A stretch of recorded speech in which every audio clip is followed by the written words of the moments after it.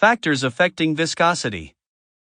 The source material for volcanic eruptions is magma, molten rock that usually contains some solid crystalline material and varying amounts of dissolved gas. Erupted magma is called lava. The primary factors that affect the behavior of magma are its temperature and composition and, to a lesser extent, the amount of dissolved gases it contains. To varying degrees, these factors determine a magma's mobility or viscosity. The more viscous the material, the greater its resistance to flow. For example, syrup is more viscous, and thus more resistant to flow, than water. Temperature. The effect of temperature on viscosity is easily seen. Just as heating syrup makes it more fluid, less viscous, temperature also strongly influences the mobility of lava. As lava cools and begins to congeal, its viscosity increases, and eventually the flow halts. Composition. Another significant factor influencing volcanic behavior is the chemical composition of the magma. Recall that a major difference among various igneous rocks is their silica content. Magmas that produce mafic rocks such as basalt contain about the significance of igneous activity may not be obvious at first glance. How? Because volcanoes extrude molten rock that formed at great depth, they provide our only means of directly observing processes that occur many kilometers below Earth's surface. Furthermore, Earth's atmosphere and oceans have evolved from gases emitted during volcanic eruptions. Either of these facts is reason enough for igneous activity to warrant our attention. 5.1 The nature of volcanic eruptions. Explain why some volcanic eruptions are explosive and others are quiescent. Volcanic activity is commonly perceived as a process that produces a picturesque, cone-shaped structure that periodically erupts in a violent manner. However, many eruptions are not explosive. What determines the manner in which volcanoes erupt? Figure 5.1. A villager flees as Mount Sinabung explosively erupts in Indonesia's North Sumatra province, February 1, 2014. Aditya. Reuters. Gases readily escape hot UID basaltic ooze, producing lava fountains. Although often spectacular, these features generally do not cause great loss of life or property. 50% silica, whereas magmas that produce felsic rocks contain more than 70% silica. Intermediate rock types, andesite and diorite, contain about 60% silica. A magma's viscosity is directly related to its silica content. The more silica in magma, the greater its viscosity. Silica impedes the flow of magma because silicate structures begin to link together into long chains early in the crystallization process. Consequently, felsic lavas are very viscous and tend to form comparatively short, thick flows. By contrast, mafic lavas, which contain less silica, are relatively fluid and have been known to travel 300 kilometers or more before congealing. Dissolved gases. The gaseous components in magma, mainly dissolved water vapor, also affect the mobility of magma. Other factors being equal, water vapor dissolved in magma tends to increase fluidity because it reduces formation of long silicate chains by breaking silicon-oxygen bonds. It follows, therefore, that the loss of gases renders magma more viscous. Gases also give magmas their explosive character. Quiescent versus explosive eruptions. You learned in Chapter 4 that most magma is generated by partial melting of the rock peridotite in Earth's upper mantle, and it tends to have a basaltic composition. Newly formed basaltic magma, which is less dense than the surrounding rock, slowly rises toward the surface. In some settings, high-temperature basaltic magmas reach Earth's surface, where they produce highly fluid lavas. This most commonly occurs on the ocean floor, in association with seafloor spreading. In continental settings, however, the density of crustal rocks is less than that of the ascending material, causing the magma to pond at the crust-mantle boundary. Heat from the hot magma is often sufficient to partially melt the overlying crustal rocks, generating a less dense, silica-rich magma, which then continues the journey toward Earth's surface. Quiescent Hawaiian-type eruptions. Eruptions that involve very fluid basaltic lavas, such as the eruptions of Kilauea on Hawaii's Big Island, are often triggered by the arrival of a new batch of molten rock rising into a near-surface magma chamber. Geologists can often detect such an event because the summit of the volcano begins to inflate and rise months or even years before an eruption. The injection of a fresh supply of hot molten rock heats and remobilizes the semi-liquid magma chamber. In addition, swelling of the magma chamber fractures the rock above, allowing the fluid magma to move upward along the newly formed openings, often generating outpourings of lava for weeks, months, or possibly years.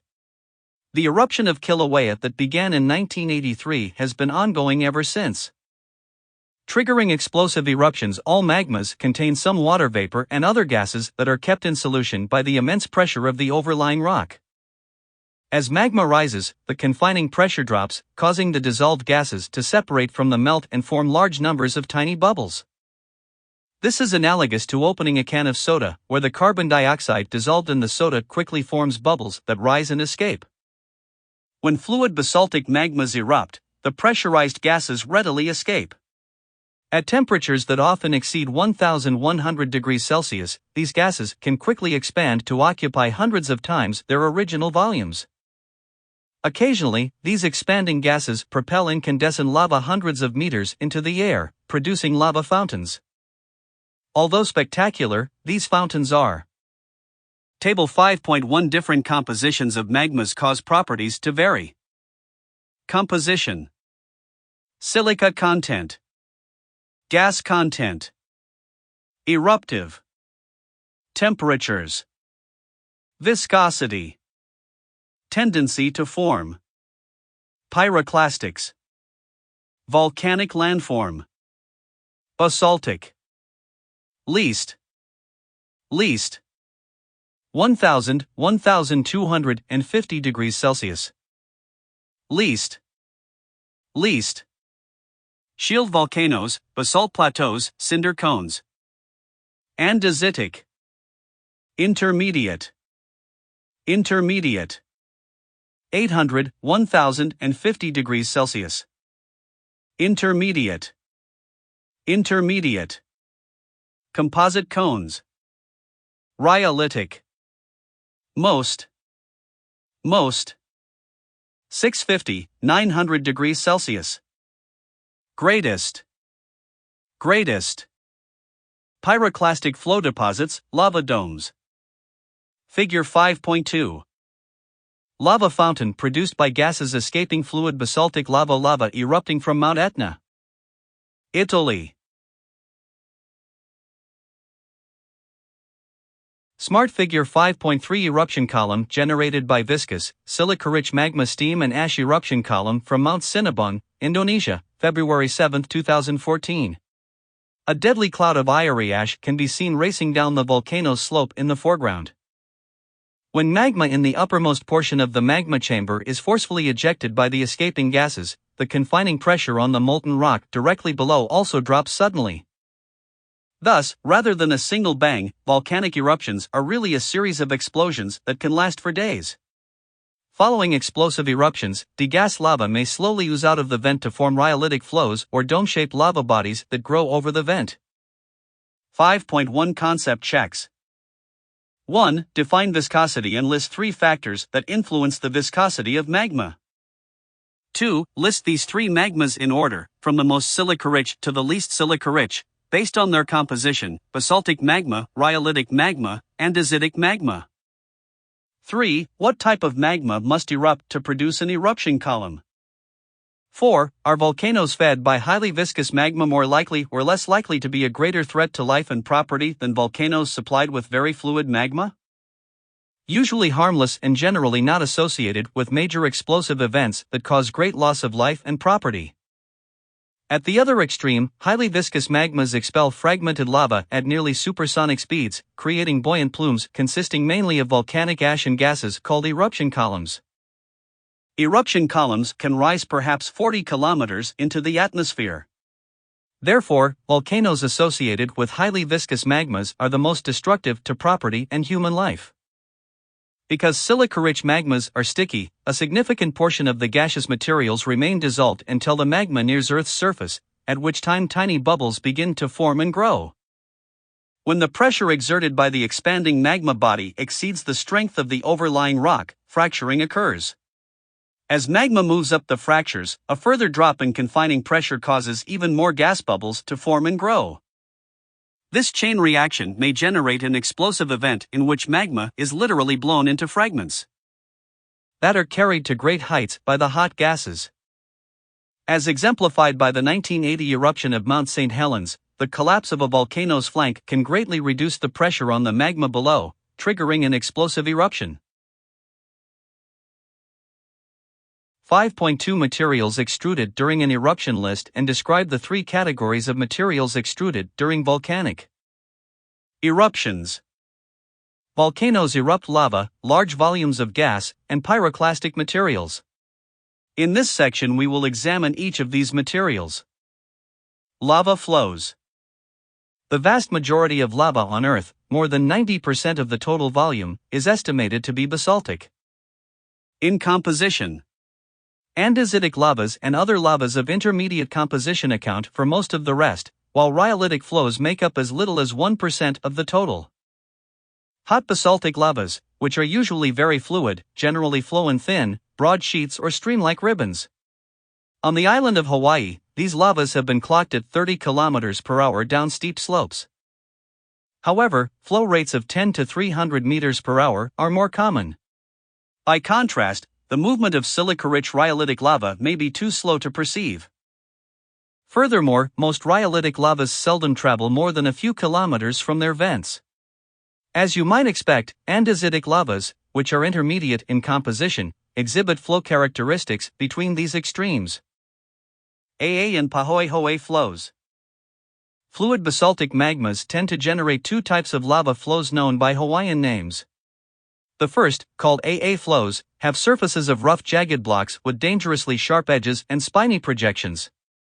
Crossing a hardened AA flow can. Figure 5.4 Lava flows A. A slow-moving, basaltic AA low advancing over hardened Pahoehoe lava. B. A typical fluid Pahoehoe lava. Both of these lava lows erupted from a rift on the flank of Hawaii's Kilauea volcano. B. A Pahoehoe ao displaying the characteristic ropey appearance. A. Active AA ao overriding an older Pahoehoe ao. Be a trying and miserable experience. The second type, Pahoehoe flows, exhibit smooth surfaces that sometimes resemble twisted braids of ropes. Pahoehoe means on which one can walk. Although both lava types can erupt from the same volcano, Pahoehoe lavas are hotter and more fluid than AA flows. In addition, Pahoehoe lavas can change into AA lava flows, although the reverse does not occur. Cooling that occurs as the flow moves away from the vent is one factor that facilitates the change from Pahoehoe to AA. The lower temperature increases viscosity and promotes bubble formation. Escaping gas bubbles produce numerous voids and sharp spines in the surface of the congealing lava. As the molten interior advances, the outer crust is broken, transforming a relatively smooth surface of a Pahoehoe flow into an AA flow made up of an advancing mass of rough, sharp, broken lava blocks. Pahoehoe flows often develop cave-like tunnels called lava tubes that were previously conduits for carrying lava from an active vent to the flow's leading edge. Lava tubes form in the interior of a lava flow, where the temperature remains high long after the exposed surface cools and hardens. Because they serve as insulated pathways that facilitate the advance of lava. Geographics 5.1 Eruption of Mount St. Helens on Sunday, May 18, 1980. The most destructive volcanic eruption to occur in North America in recorded history, transformed a picturesque volcano into a decapitated remnant. Despite the fact that most residents of the area heeded evacuation warnings, the event claimed 57 human lives. The blast blew out the entire north flank of Mount St. Helens, leaving a gaping hole. In a brief moment, a prominent volcano was lowered by 1,350 feet. The initial eruption devastated 400 square kilometers of timber-rich land. Trees lay flattened and intertwined, stripped of their branches, and looking like toothpicks strewn about. Volcanologist David Johnston, monitoring the volcano from 6 miles away on the morning of May 18, 1980, transmitted the message Vancouver. Vancouver. This is it, before being killed by the blast. In commemoration, the USGS office in Vancouver, Washington, was renamed the David A. Johnston Cascades Volcano Observatory. Volcanologist David Johnston, monitoring the volcano from 6 miles away on the morning of May 18, 1980, transmitted the message Vancouver. Vancouver. This is it, before being killed by the blast. In commemoration, the USGS office in Vancouver, Washington, was renamed the David A. Johnston Cascades Volcano Observatory. 3, 2, 1. Mount St. Helens, May 18, 1980. USGS. An earthquake caused the collapse of the north flank of the volcano, which triggered a lateral blast that destroyed a 400 square kilometer area. Accumulation of magma over several months caused a large bulge to form on the volcano's north flank. Mt. St. Helens eruption stages. Within seconds of the lateral blast, an enormous vertical eruption sent a column of volcanic ash to an altitude of 18 kilometers. Question. Briefly describe the sequence of events that culminated in the May 18, 1980 eruption of Mount St. Helens.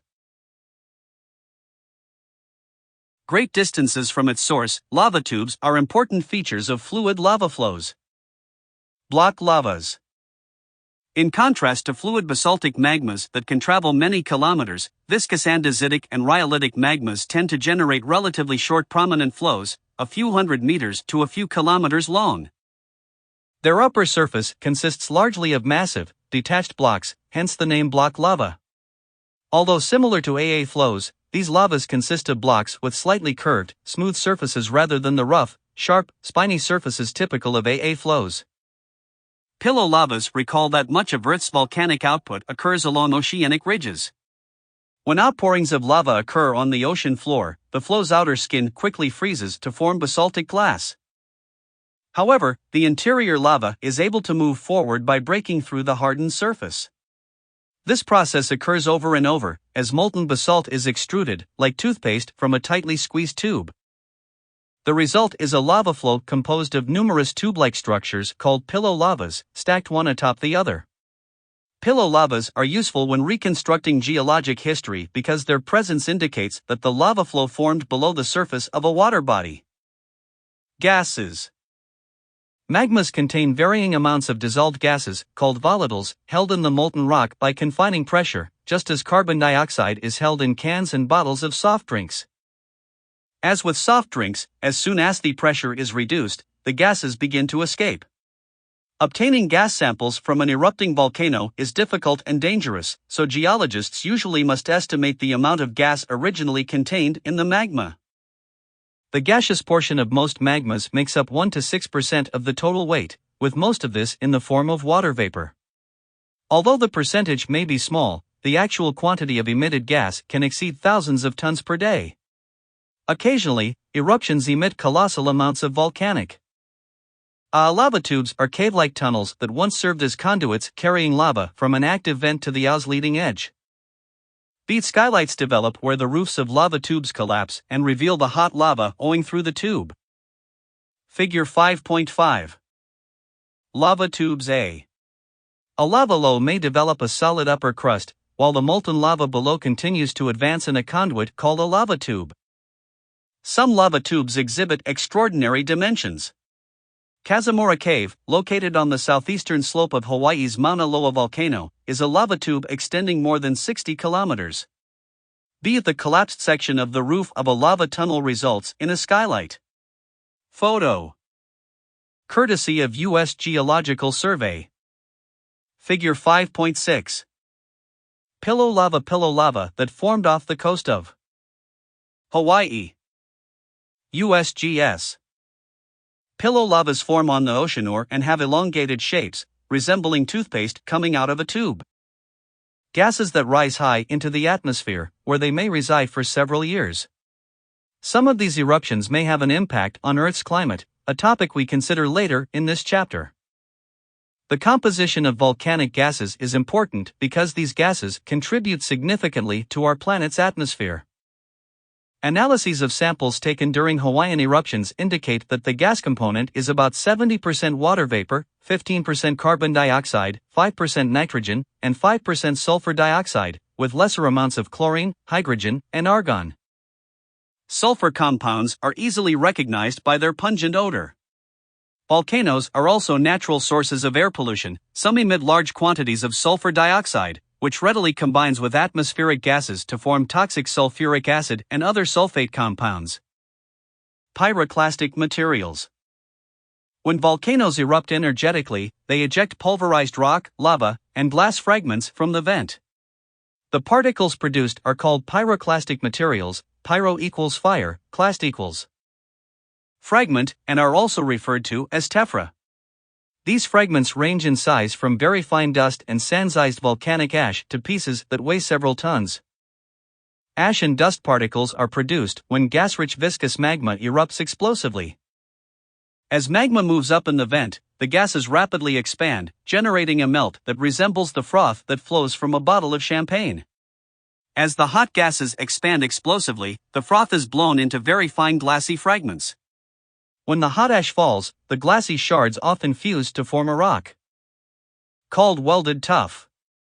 Sheets of this material, as well as ash deposits that later consolidate, cover vast portions of the western United States. Somewhat larger pyroclasts that range in size from small beads to walnuts are known as lapilli. These ejecta are commonly called cinders. Particles larger than 64 mm in diameter are called blocks when they are made of hardened lava, and bombs when they are ejected as incandescent lava. Because bombs are semi-molten. The term volcanic dust is used for any volcanic ash less than 0.063 mm. Pyroclastic materials. Figure 5.7 Types of pyroclastic materials. Pyroclastic materials are also commonly referred to as tephra. A scoria is a vesicular rock commonly having a basaltic or andesitic composition.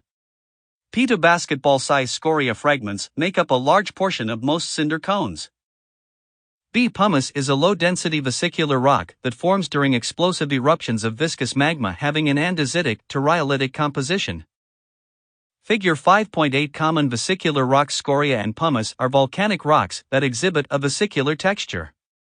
Vesicles are small holes left by escaping gas bubbles.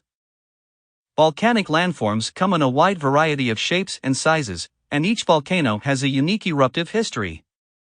Nevertheless, volcanologists have been able to classify volcanic landforms and determine their eruptive patterns. In this section, we will consider the general anatomy of an idealized volcanic cone. We will follow this discussion by exploring the three major types of volcanic cones: shield volcanoes, cinder cones, and composite volcanoes, as well as their associated hazards. Volcanic activity frequently begins when a fissure develops in Earth's crust as magma moves forcefully toward the surface.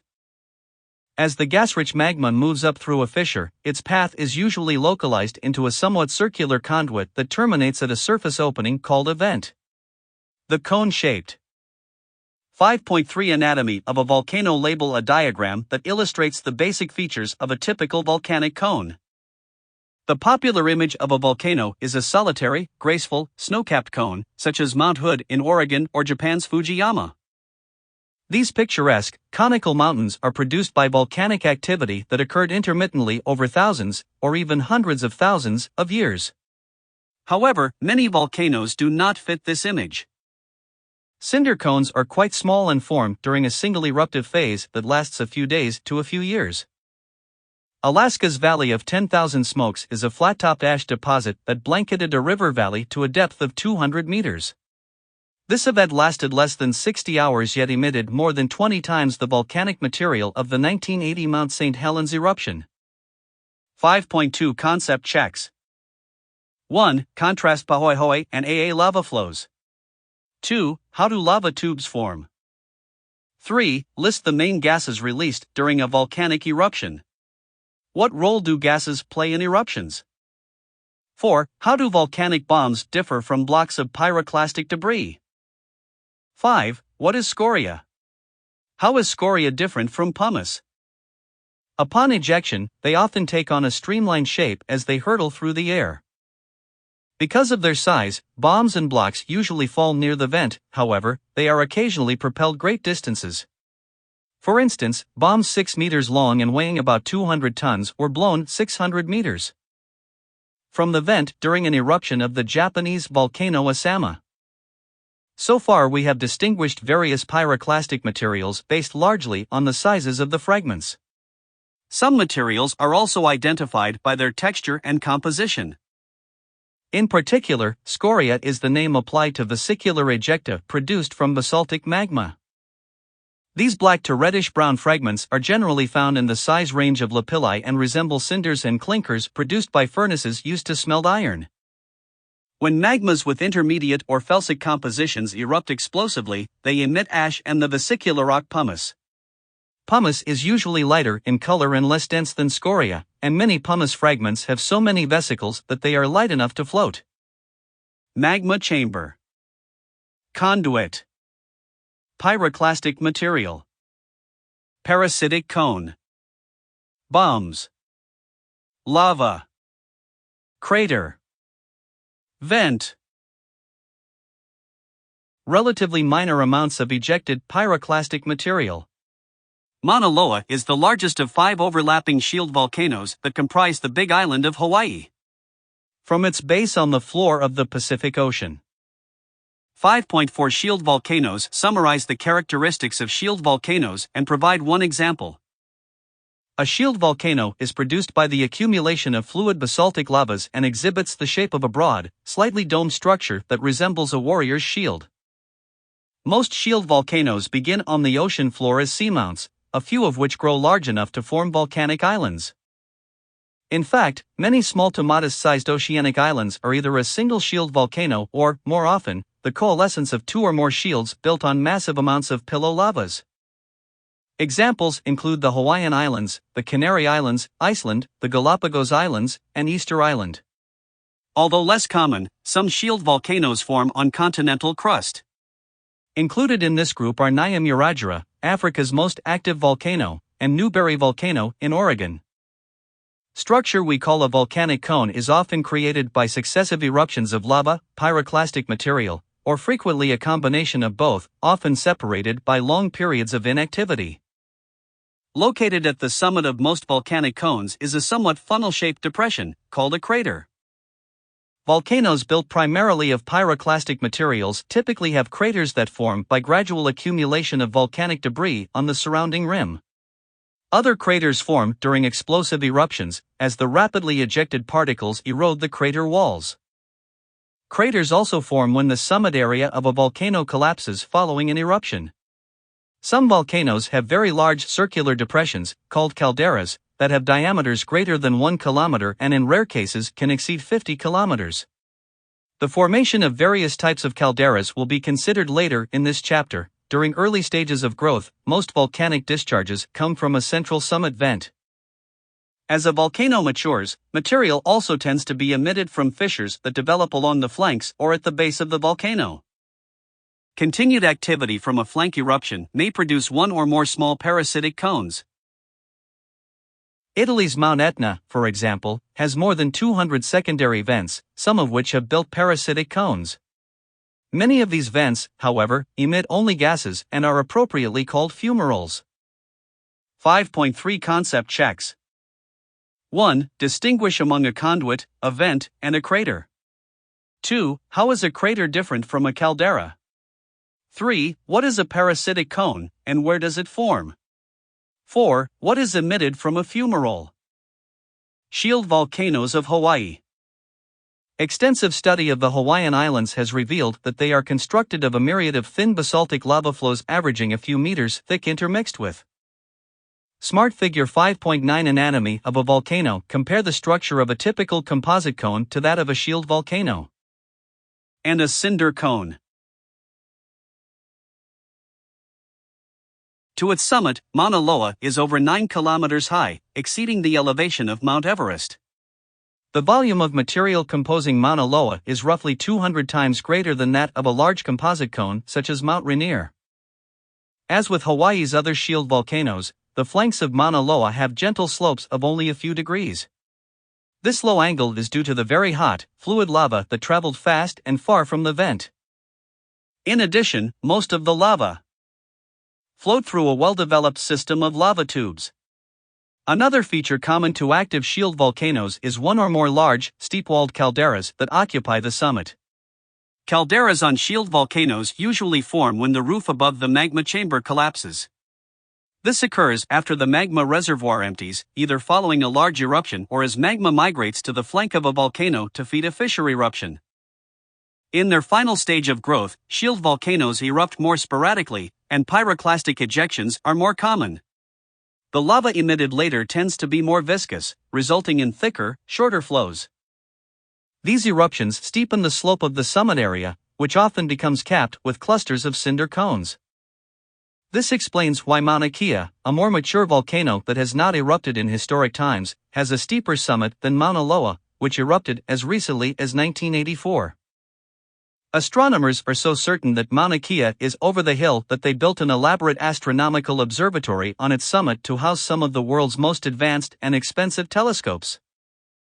The zone of greatest volcanic activity on Hawaii began in what is presently the northwestern flanks of the island and has gradually migrated in a southeasterly direction. Its current location is Kilauea Volcano, one of the most active and intensely studied. Figure 5.10 Volcanoes of Hawaii. Mauna Loa, Earth's largest volcano, is one of 5 shield volcanoes that collectively make up the Big Island of Hawaii. Shield volcanoes are built primarily of fluid basaltic lava flows and contain only a small percentage of pyroclastic materials. Smart Figure 5.11 Comparing scales of different types of volcanoes. A. Profile of Mauna Loa, Hawaii, the largest shield volcano in the Hawaiian chain. Note size comparison with Mount Rainier, Washington, a large composite cone. B. A profile of Mount Rainier, Washington. Note how it dwarfs a typical cinder cone. C. A profile of Sunset Crater, Arizona, a typical steep-sided cinder cone. Shield volcanoes in the world. Kilauea, located in the shadow of Mauna Loa, has experienced more than 50 eruptions since record-keeping began in 1823. Several months before each eruptive phase, Kilauea inflates as magma gradually migrates upward and accumulates in a central reservoir located a few kilometers below the summit. For up to 24 hours before an eruption, swarms of small earthquakes warn of the impending activity. Most of the recent activity on Kilauea has occurred along the flanks of the volcano, in a region called the East Rift Zone. The longest and largest rift eruption ever recorded on Kilauea began in 1983 and continues to this day, with no signs of abating. Evolution of volcanic islands. Although the shield volcanoes of Hawaii are commonly regarded as typical shield volcanoes, other ocean island volcanoes exhibit significant differences. The basaltic shields that comprise the Canary Islands, for example, have been active for as long as 20 million years, compared to most Hawaiian volcanoes that tend to have lifespans of about 1 million years. Further, Canary Islands volcanoes tend to eject more pyroclastic material than do Hawaiian eruptions. Despite their differences, most large oceanic shields have similar origins. They form above a long-lived, rising plume of hot mantle rock, called a mantle plume, described in more detail in Section 5. 9. As the hot plume ascends through the mantle, the confining pressure drops, triggering partial melting and basaltic magma. This partial melting results in volcanic activity on the ocean floor, producing piles of pillow lavas that evolve into seamounts. Eventually, a few of these structures grow large enough to emerge as volcanic islands. Volcanic islands continue to grow as long as they are located over a mantle plume, which provides them with a magma source. However, as the lithospheric plate moves away from the zone of melting, volcanic activity ceases. As the lithosphere cools and contracts, the overlying island gradually subsides. Most of the smallest volcanic islands ultimately sink below sea level as plate motion carries them further from the magma source. 5.4 Concept checks. 1. Describe the composition and viscosity of the lava associated with shield volcanoes. 2. Are pyroclastic materials a significant component of shield volcanoes? 3. Where do most shield volcanoes form, on the ocean floor or on the continents? 4. Where are the best-known shield volcanoes in the United States? Name some examples in other parts of the world. 5.5 Cinder cones describe the formation, size, and composition of cinder cones. As the name suggests, cinder cones are built from ejected lava fragments that begin to harden in flight to produce the vesicular rock scoria. These pyroclastic fragments range in size from fine ash to bombs that may exceed 1 meter in diameter. However, most of the volume of a cinder cone consists of pea to walnut-sized fragments that are markedly vesicular and have a black to reddish-brown color. In addition, this pyroclastic material tends to have basaltic composition. Smart Figure 5.12 A lava flow from Kilauea volcano advances toward the village of Pahoa, Hawaii, October 28, 2014. Photo by Andrew Harai. Getty Images. Geographics 5.2. Kilauea's East Rift Zone eruption. Kilauea's East Rift Zone eruption. Kilauea, one of the most active volcanoes in the world, is located on the island of Hawaii, in the shadow of Mauna Loa. Most of the recent activity on Kilauea has occurred along the flanks of the volcano in a region called the East Rift Zone. The longest and largest eruption ever recorded on Kilauea began in 1983, and continues with no signs of abating. David Reggie. Getty Images. N. Royal Gardens. Kalapana 1992, 2007. 2007, 2011. 2014, 2015. 1986, 1992. 1983, 1986. N. 4 miles 0. 1. 130. 2. 3. 6 kilometers. Kilauea Summit Caldera. Royal Gardens. Halemaumau Crater. Kupianaha. EastriftZone. Kalapana. Pahoa. 0. 3. 11. Pacific Ocean. Pu'u. At night, Halemaumau Crater continues to thrill visitors with the vivid glow that illuminates the plume of gases rising from its molten churning lava lake. 1983 to 1986. The most recent eruption of Kilauea began on January 3, 1983 as a fissure eruption along the East Rift Zone in an area southeast of the Summit Caldera.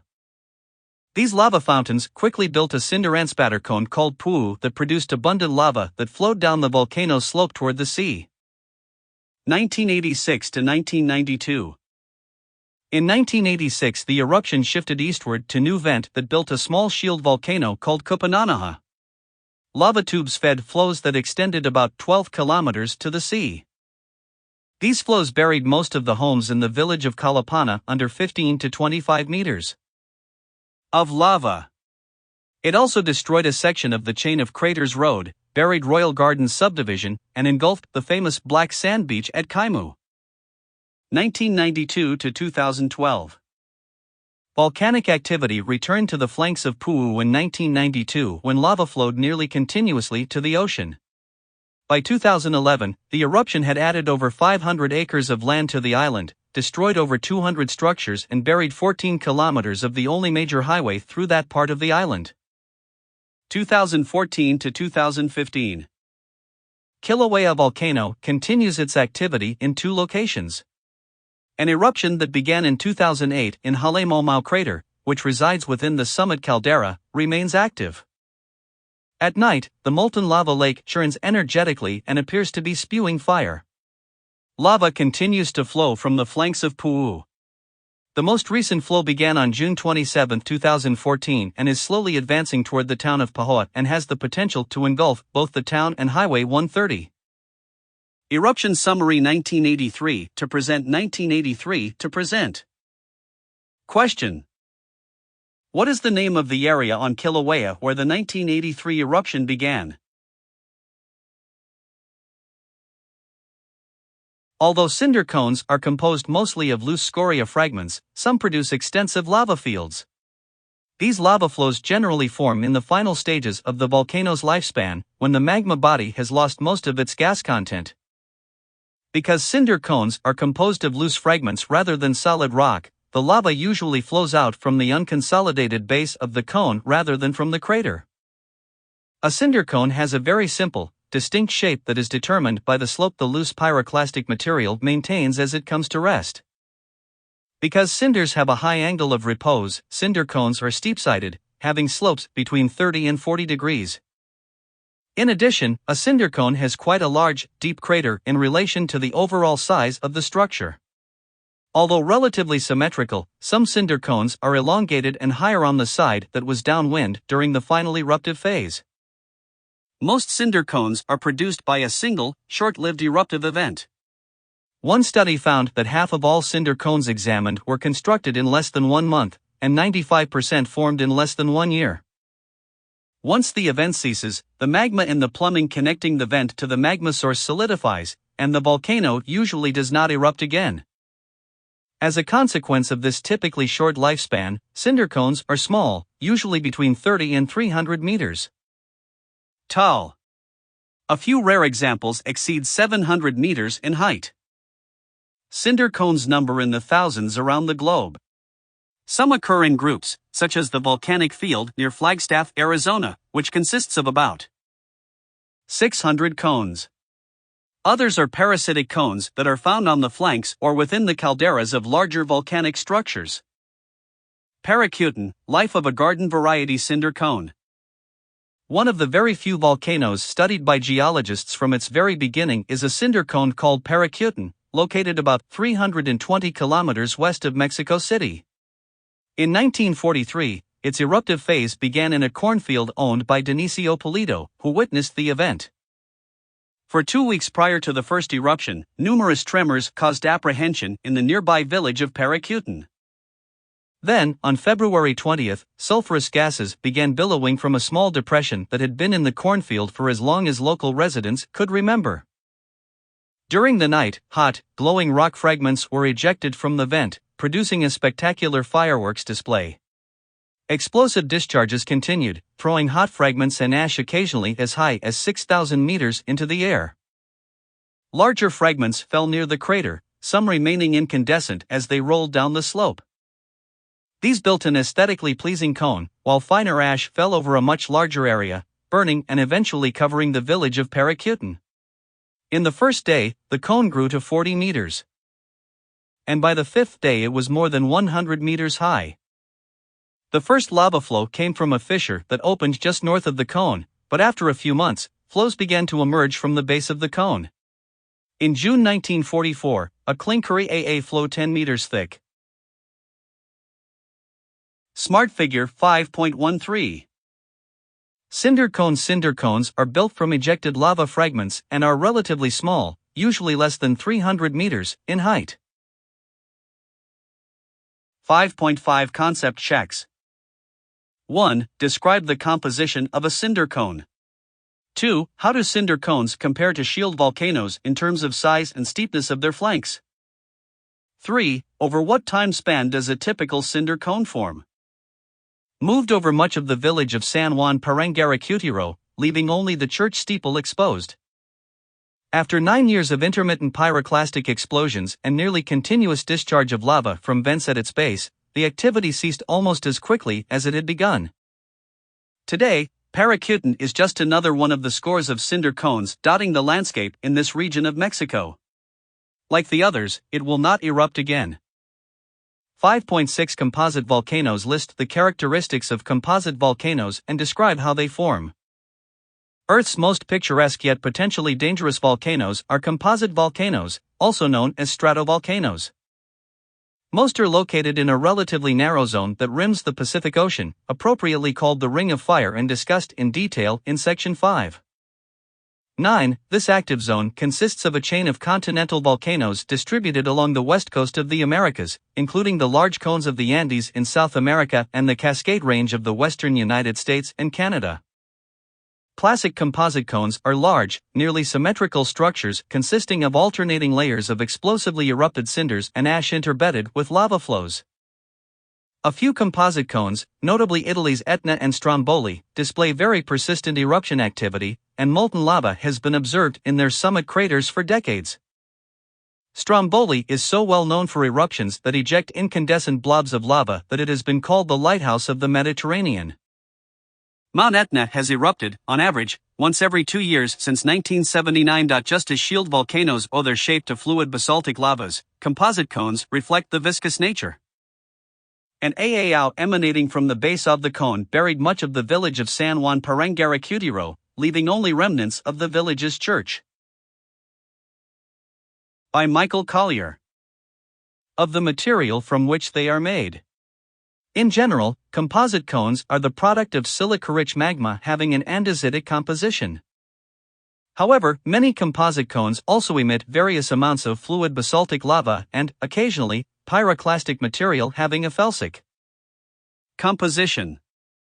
The silica-rich magmas typical of composite cones generate thick, viscous lavas that travel less than a few kilometers. Composite cones are also noted for generating explosive eruptions that eject huge quantities of pyroclastic material. A conical shape with a steep summit area and gradually sloping flanks is typical of most large composite cones.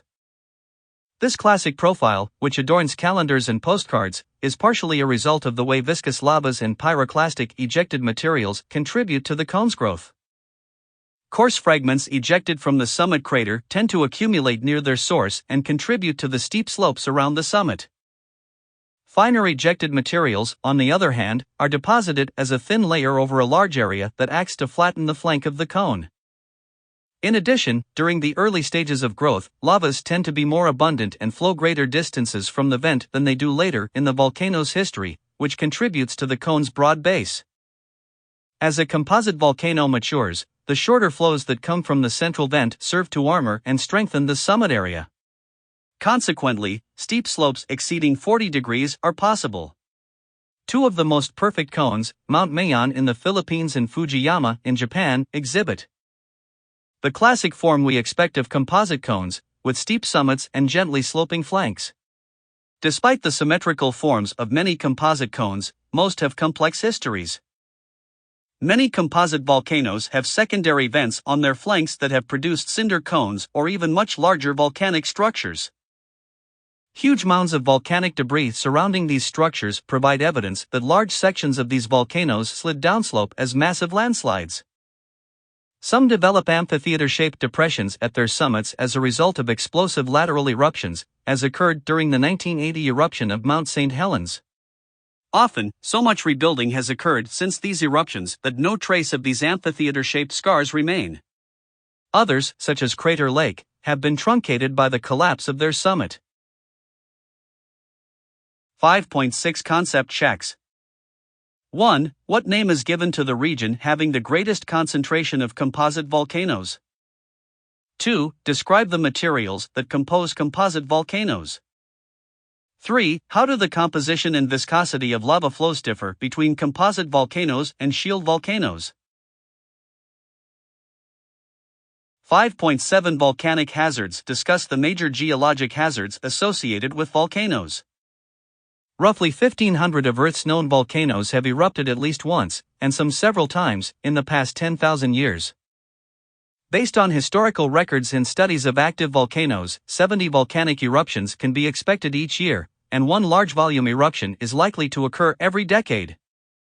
Large magnitude eruptions account for the vast majority of human fatalities. For example, the 1902 eruption of Mount Pelee killed 28,000 people, nearly the entire population of the nearby city of St. Pierre. Today, an estimated 500 million people from Japan and Indonesia, and from Italy to Oregon, live near active volcanoes. They face a number of volcanic hazards, such as destructive pyroclastic flows, molten lava flows, mudflows called lahars, and falling ash and volcanic bombs. Pyroclastic flow, a deadly force of nature. Some of the most destructive forces of nature are pyroclastic flows, which consist of hot gases infused with incandescent ash and larger lava fragments. Also referred to as Nuée Ardens, these fiery flows can race down steep volcanic slopes at speeds exceeding 100 km per hour. Pyroclastic flows have two components: a low-density cloud of hot expanding gases containing fine ash particles and a ground-hugging portion composed of pumice and other vesicular pyroclastic material. Driven by gravity, pyroclastic flows are propelled by the force of gravity and tend to move in a manner similar to snow avalanches. They are mobilized by expanding volcanic gases released from the lava fragments and by the expansion of heated air that is overtaken and trapped in the moving front. These gases reduce friction between ash and pumice fragments, which gravity propels downslope in a nearly frictionless environment. This is why some pyroclastic flow deposits are found many miles from their source.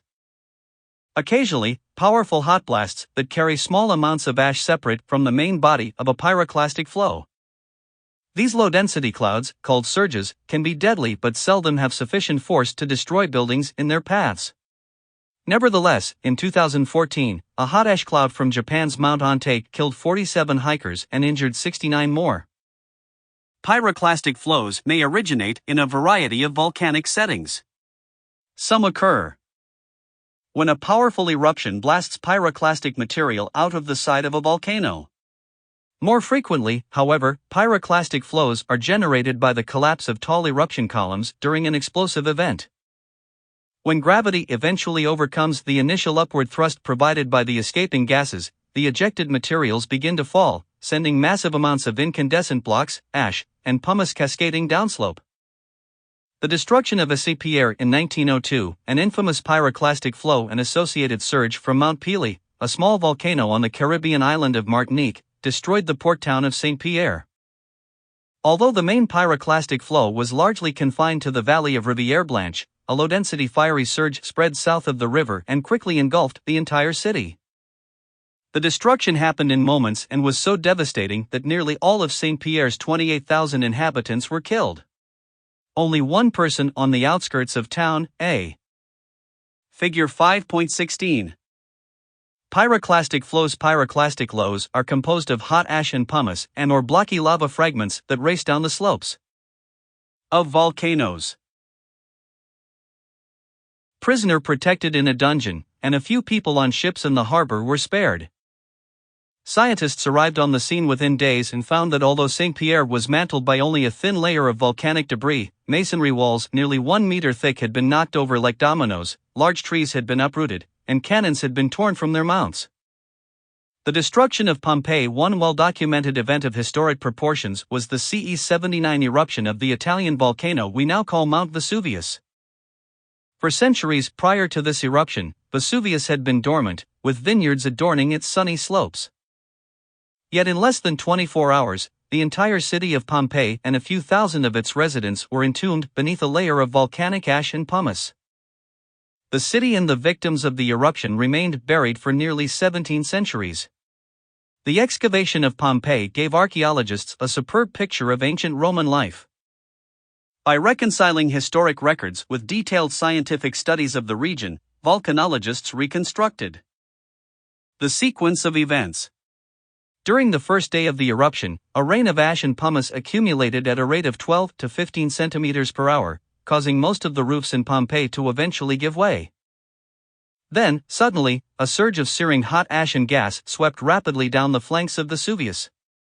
This deadly pyroclastic flow killed those who had somehow managed to survive the initial ash and pumice fall. Their remains were quickly buried by falling ash, and subsequent rainfall caused the ash to harden.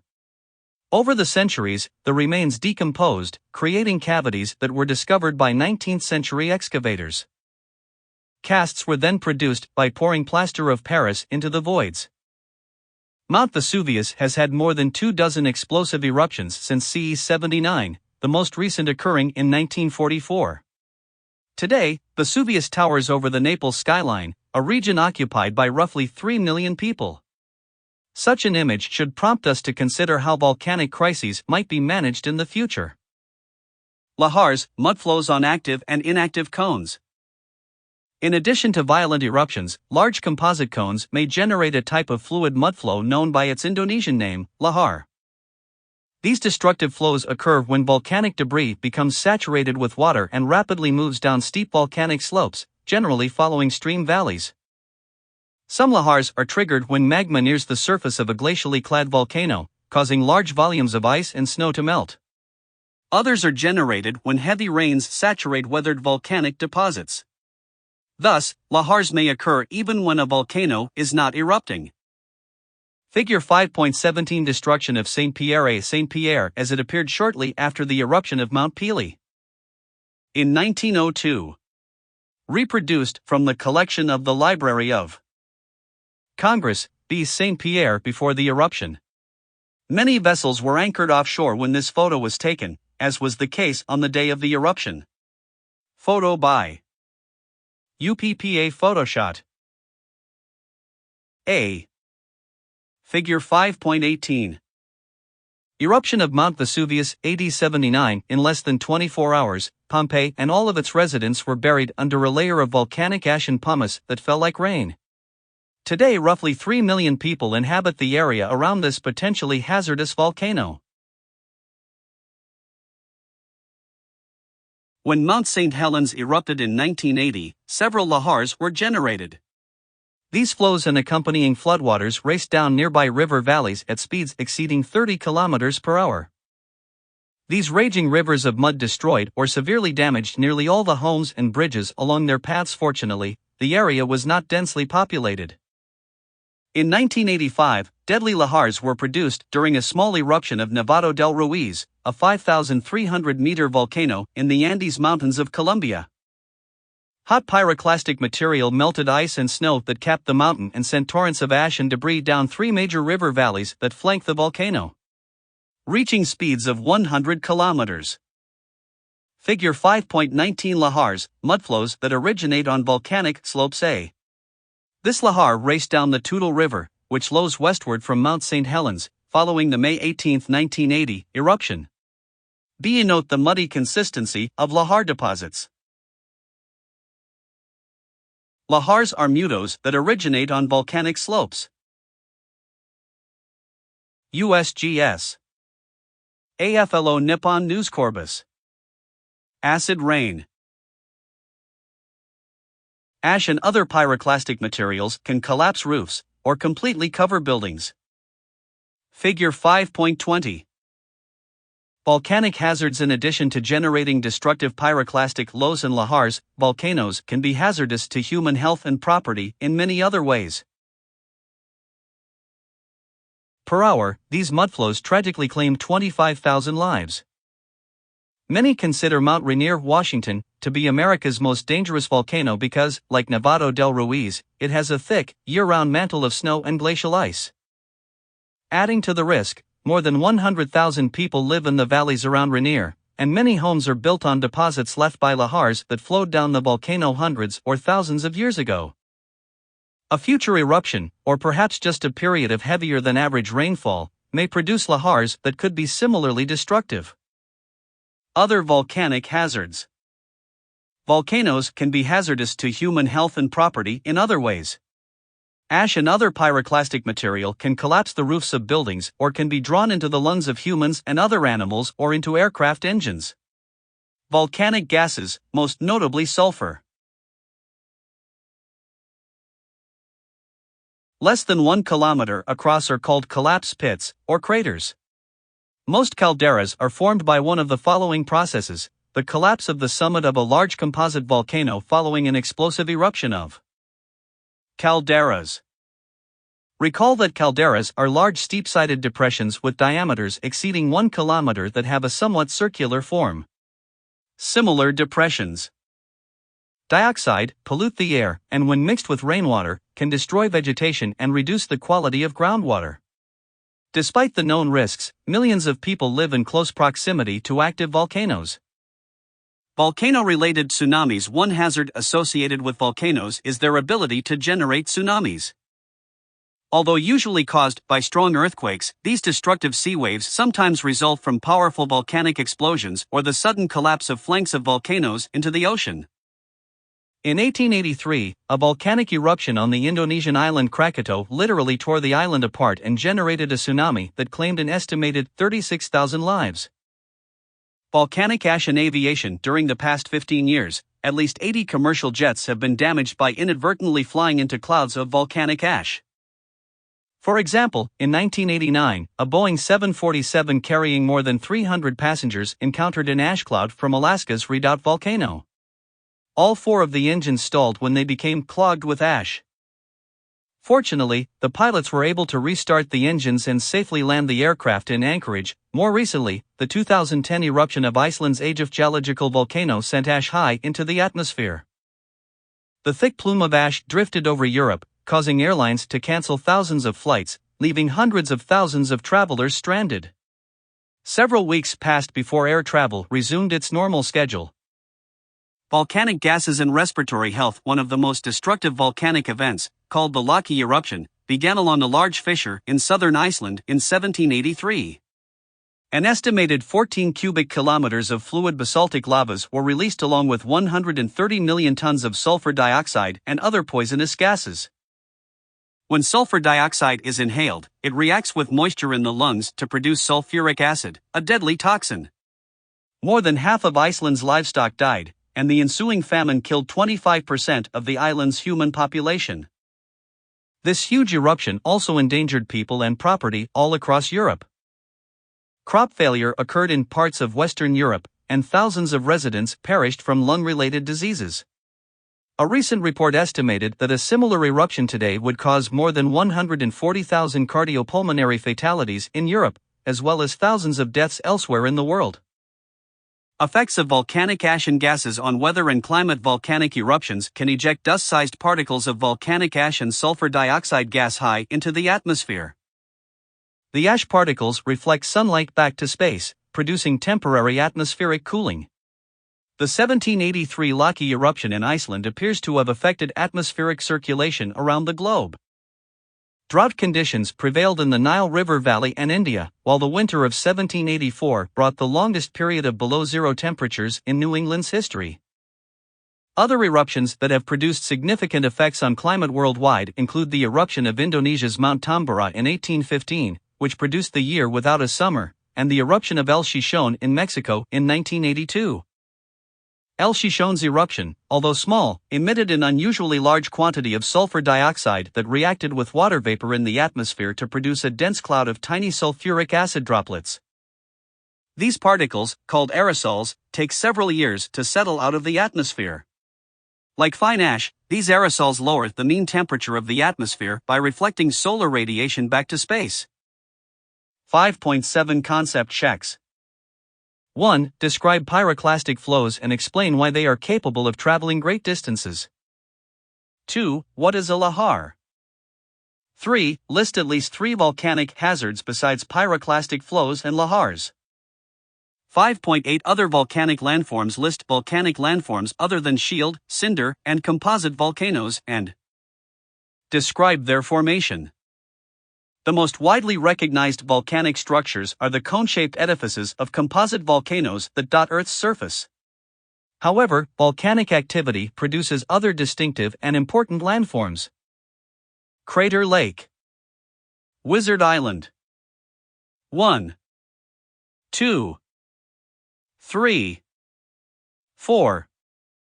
Wizard Island. Magma chamber.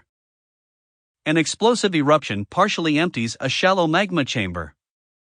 Summit of volcano collapses, enhancing the eruption. Newly formed caldera LLS with rain and groundwater. Newly formed caldera LLS with rain and groundwater. Subsequent eruptions produce the cinder cone called Wizard Island. Close-up view of Wizard Island. Michael Collier. Silica-rich pumice and ash fragments.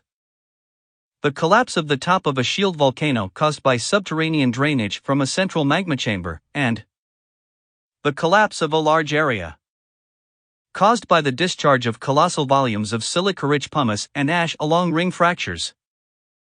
Crater Lake, type calderas. Crater Lake, Oregon, is situated in a caldera approximately 10 kilometers wide and 1175 meters deep. This caldera formed about 7,000 years ago, when a composite cone named Mount Mazama violently extruded 50 to 70 cubic kilometers of pyroclastic material. With the loss of support, 1,500 meters of the summit of this once prominent cone collapsed, producing a caldera that eventually filled with rainwater. Later, volcanic activity built a small cinder cone in the caldera. Today this cone, called Wizard Island, provides a mute reminder of past activity.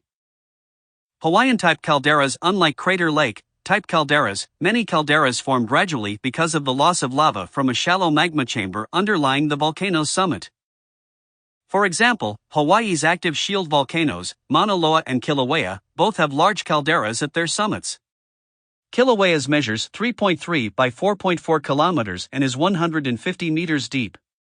The walls are almost vertical, and as a result, the caldera looks like a vast, nearly flat-bottomed pit.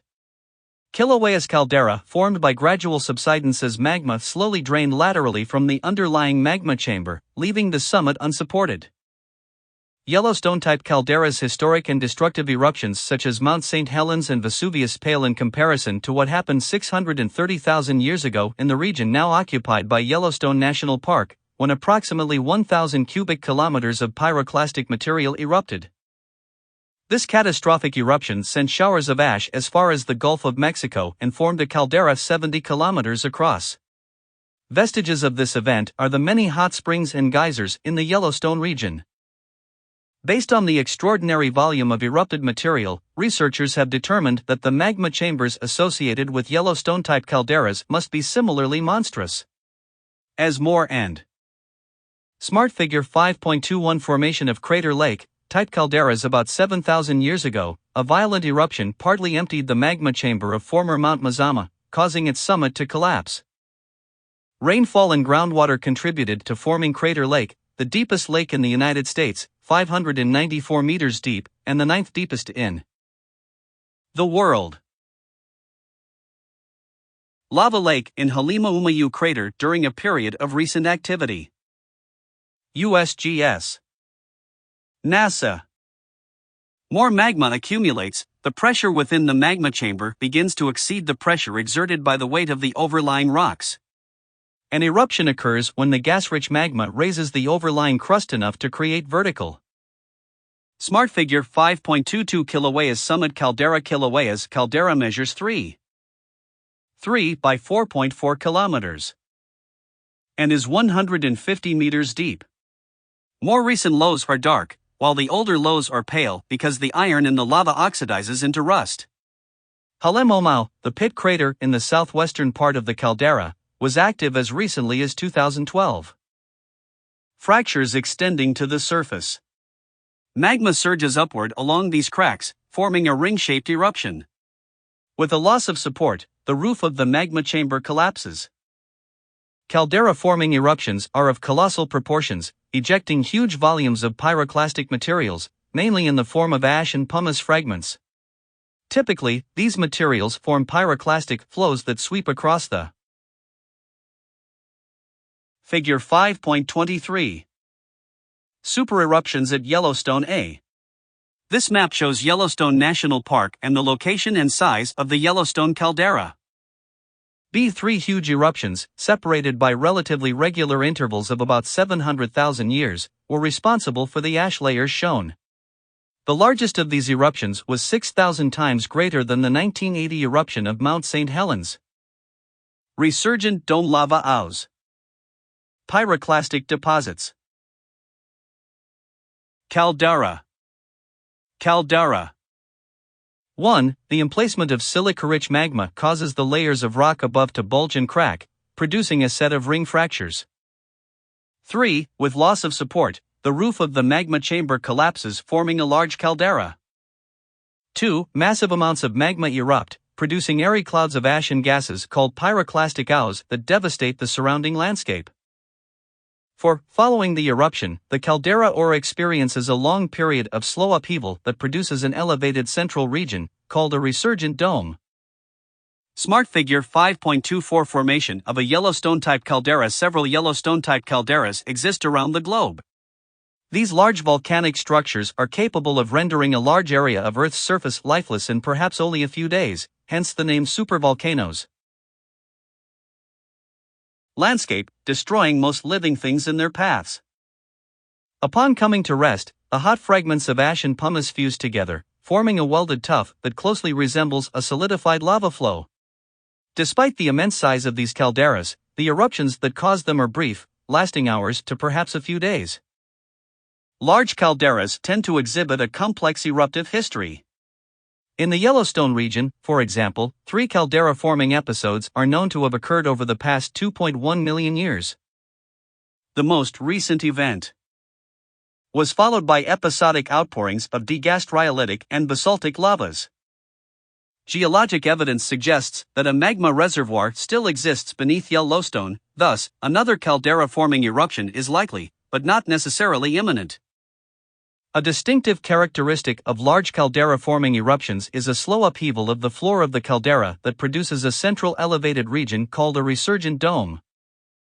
Unlike calderas associated with shield volcanoes or composite cones, Yellowstone-type depressions are so large and poorly defined that many remained undetected until high-quality aerial and satellite images became available. Other examples of large calderas located in the United States are California's Long Valley Caldera, La Garita Caldera, located in the San Juan Mountains of southern Colorado, and the Valles Caldera, west of Los Alamos, New Mexico. These and similar calderas found elsewhere around the globe are among the largest volcanic structures on Earth, hence the name supervolcanoes. Volcanologists compare their destructive force to that of the impact of a small asteroid. Fortunately, no Yellowstone-type eruptions have occurred in historic times. USGS. Fissure eruptions and basalt plateaus.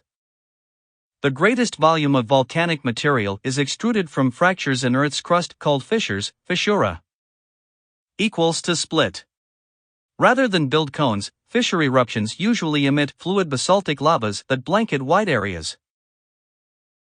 In some locations, extraordinary amounts of lava have been extruded along fissures in a relatively short time, geographically speaking. These voluminous accumulations are commonly referred to as basalt plateaus because most have a basaltic composition and tend to be rather flat and broad. The Columbia Plateau in the northwestern United States, which consists of the Figure 5.25 Columbia River basalts, is the product of this type of activity. Numerous fissure eruptions have buried the landscape, creating a lava plateau more than 1,500 meters thick. Some of the lava remained molten long enough to flow 300 kilometers from its source. The term flood basalts appropriately describes these extrusions. Massive accumulations of basaltic lava, similar to those of the Columbia Plateau, occur elsewhere in the world. One of the largest is the Deccan Traps, a thick sequence of flat-lying basalt flows covering nearly 500,000 square kilometers of west-central India. When the Deccan Traps formed about 66 million years ago, nearly 2 million cubic kilometers of lava were extruded over a period of approximately 1 million years. Several other huge deposits of flood basalts, including the Ontong Java Plateau, are found on the ocean floor and are called large igneous provinces. Lava domes. In contrast to hot basaltic lavas, cool silica-rich rhyolitic lavas are so viscous that they hardly flow at all. As the thick lava is squeezed out of a vent, it often produces a dome-shaped mass called a lava dome. Lava domes are usually only a few tens of meters high, and they come in a variety of shapes that range from pancake-like flows to steep-sided plugs that were pushed upward like pistons. Most lava domes grow over a period of several years, following an explosive eruption of silica-rich magma. A recent example is the dome that began to grow in the crater of Mount St. Helens immediately following the 1980 eruption. The collapse of lava domes, particularly those that form on the summit or along the steep flanks of composite cones, often produce powerful pyroclastic flows. These flows result from highly viscous magma slowly entering the dome, causing it to expand and steepen its flanks. Over time, the cooler outer layer of the dome may start to crumble, producing relatively small pyroclastic flows consisting of dense blocks of lava. Occasionally, the rapid removal of the outer layer causes a significant decrease in pressure on the hot gaseous magma in the interior of the dome. Explosive degassing of the interior magma then triggers a fiery pyroclastic flow that races down the flanks of the volcano. Since 1995, pyroclastic flows generated by the collapse of several lava domes on Soufriere Hills volcano have rendered more than half of the Caribbean island of Montserrat uninhabitable. The capital city, Plymouth, was destroyed, and 2/3 of the population has evacuated. A few years earlier, a collapsed lava dome at the summit of Japan's Mount Unzen produced a pyroclastic flow that claimed 42 lives. Many of the The Palouse River in Washington state has cut a canyon about 300 meters deep into the basalts of the Columbia Plateau. Figure 5.26. Columbia River basalts A. The Columbia River basalts cover an area of nearly 164,000 square kilometers that is commonly called the Columbia Plateau. Activity here began about 17 million years ago, as lava began to pour out of large fissures, eventually producing a basalt plateau with an average thickness of more than 1.5 kilometers. B. Columbia River basalt lows exposed in the Palouse River Canyon in southwestern Washington state. Figure 5.27. Lava domes can generate pyroclastic flows. A. This lava dome began to develop in the vent of Mount St. Helens following the May 1980 eruption. B. The collapse of a lava dome often results in a powerful pyroclastic low. Photo by Lynn. Topinka U.S. Geological Survey. Lava domes are produced when highly viscous magma slowly rises over a period of months or years. B. 168. Shiprock, New Mexico is a volcanic neck composed of igneous rock which solidized in the conduit of a volcano. Shiprock, New Mexico is a volcanic neck composed of igneous rock which solidized in the conduit of a volcano.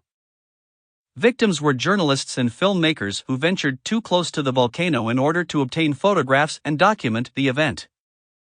Volcanic necks and pipes. In most volcanic eruptions, lava is fed through short conduits that connect shallow magma chambers to vents located at the surface. When a volcano becomes inactive, congealed magma often becomes preserved in the feeding conduit of the volcano as a crudely cylindrical mass. However, all volcanoes succumb to forces of weathering and erosion. As erosion progresses, the rock occupying the volcanic conduit, which is highly resistant to weathering, may remain standing above the surrounding terrain long after the cone has been worn away. Shiprock, New Mexico, is a widely recognized and spectacular example of these structures, which geologists call volcanic necks. More than 510 meters high, Shiprock is taller than most skyscrapers and is one of many such landforms that protrude conspicuously from the red desert landscapes of the American Southwest.